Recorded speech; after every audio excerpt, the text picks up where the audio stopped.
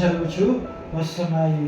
అందుకే ప్రభువారు అంటున్నారు, ఇదిగో బిడ్డ, భయంకరమైనటువంటి దినములలో ఉన్నాము కాబట్టి నీవు మారు మనసు పొందగలిగితే నీవు నిత్య జీవములోనికి ప్రవేశించగలుగుతావు.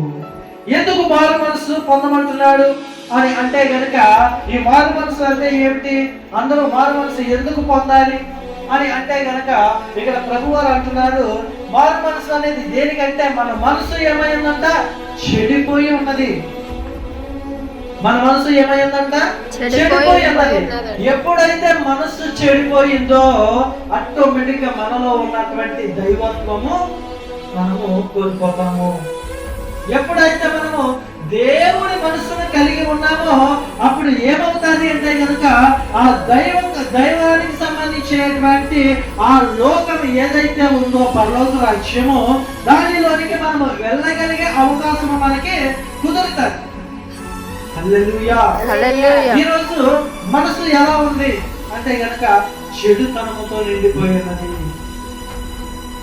మన ప్రభువారు అంటున్నారు, మన మనస్సు, మన హృదయము చాలా భయంకరమైన వ్యాధి కలిగినదంట. ప్రభువారు అంటున్నారు, ఇదిగో అన్నింటికంటే మోసకరమైనది మన హృదయము అని ఆయన అంటున్నాడు.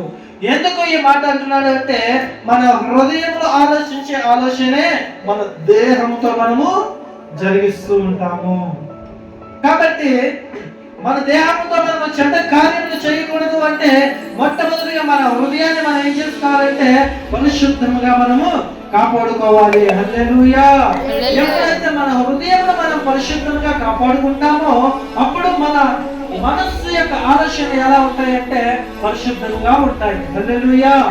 ఎప్పుడైతే మనసు పరిశుద్ధంగా ఉన్నదో, హృదయం పరిశుద్ధంగా ఉన్నదో, అప్పుడు మనం ప్రవర్తించే ప్రవర్తన అంతా కూడా ఎలా ఉంటుందంట, పరిశుద్ధంగా ఉంటుంది.